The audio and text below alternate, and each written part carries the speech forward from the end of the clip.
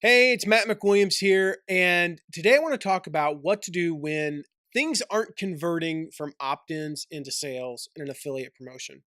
Now, this question comes from Tyler Bream, but it also comes from Brian Burney, and it's actually a question I get asked a lot. And Tyler wrote me recently. Tyler is a new friend of mine, met him in PLF Live, Jeff Walker's event. And he asked me, he said, when you don't convert opt-ins like you expect, how do you pinpoint where things went wrong? Brian Burney, who I mentioned, one of our no product, no problem students, asked a very similar question. He was like, basically, what do I do when I'm making no sales?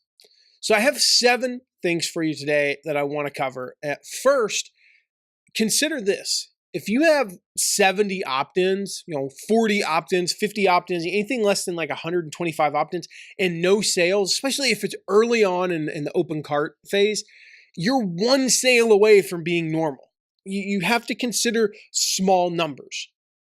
Small numbers aren't representative. If you have 33 opt-ins and you have one sale, oh my gosh, you have a 3.33% conversion rate when the typical opt-in to sale conversion rate on, say, a $1,000 product might be as low as 2-3%. Well, you're above average, but if you get another 33 opt-ins, now you're below average. You see what I'm saying? So you can't put a whole lot of stock into when you don't have more than 100 opt-ins, because 1 or 2 sales, suddenly you're above average versus below average. Once you get above 100, you can start to actually get statistically relevant numbers. So just keep that in mind. That's number 1.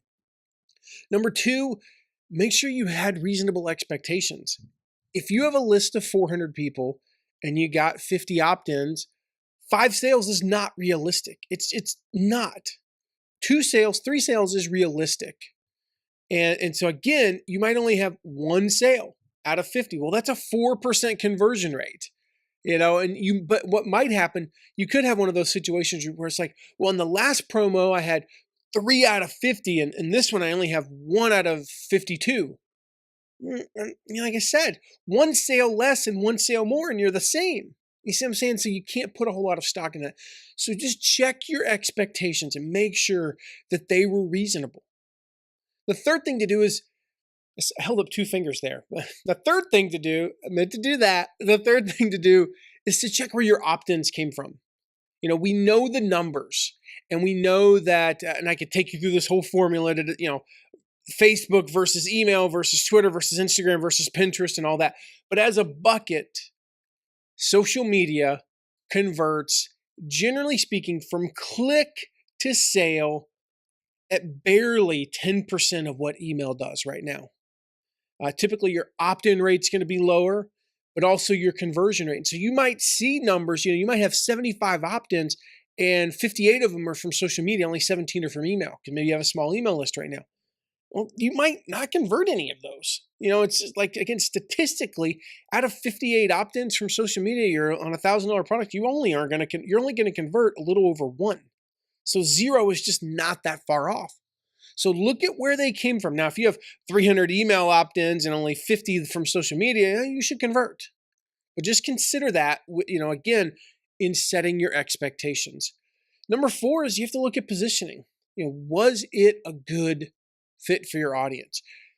The thing about free opt-ins, especially free ebooks, free reports, free PDFs, free assessments, is people just opt in and take stuff.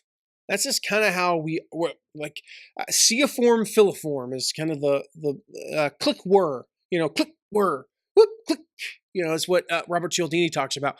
And I don't know what that sound was I just made, but like, you have to look at that and say, okay, well, yeah, I had 152 opt-ins and only 1 sale. Is it just because this isn't a good fit for my audience? So I want you to look at that. Look at positioning and maybe how did you position it? Did you position it?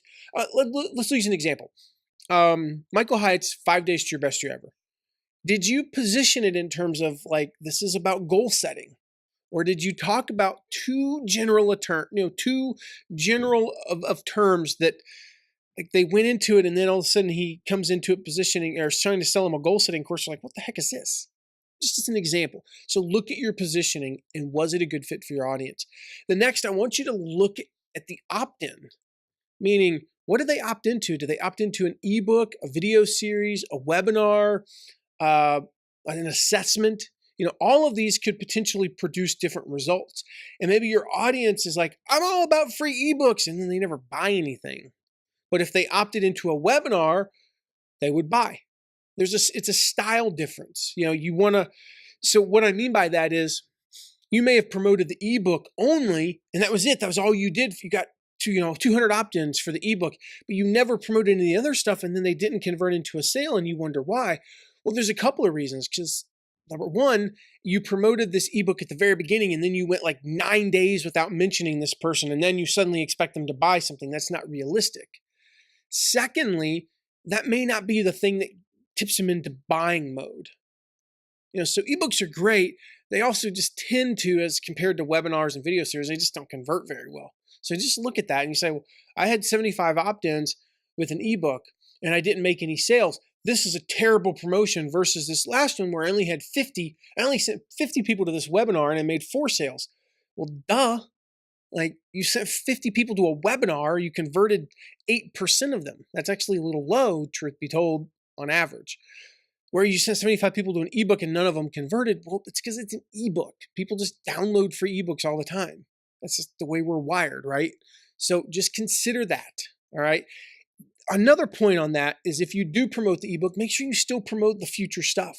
Make sure you still promote the webinars. You'll notice your conversion rates are higher. That also doesn't mean don't promote ebooks. It's a great starting point. Just saying, if that was the case, it may be that your audience isn't really buying from ebooks. 6, this is a simple one, but make sure your sales links are right.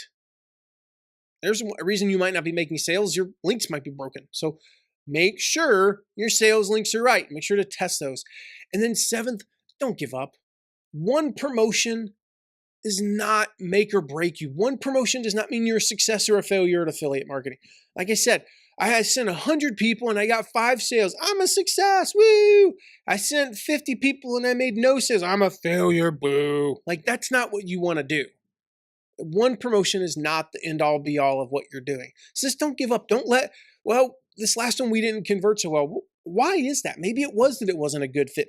Maybe it's that you promoted the wrong opt-in. Maybe it's that you had too high of expectations. Maybe, like I said, you're 1 sale away from being average. So ask those questions like, what's the average conversion? Well, the average conversion is 2.4% from opt-in to sale. Oh, well, we had 52 opt-ins, and if we'd had 1 sale, we'd have been average. Whoop-de-doo. 1 sale is the big thing. So just keep those things in mind, but don't give up. Just because one doesn't go like you wanted it to, Tyler, to you, Brian, don't give up. Just because one promotion didn't go like you wanted it to. I'm Matt McWilliams. If you're watching this anywhere other than mattmcwilliams.com, make sure to go on over to mattmcwilliams.com. I have tons of free resources for you there. Whether you want to learn how to make more money as an affiliate like we just talked about, or run your own affiliate program, I can help you out with lots of free resources.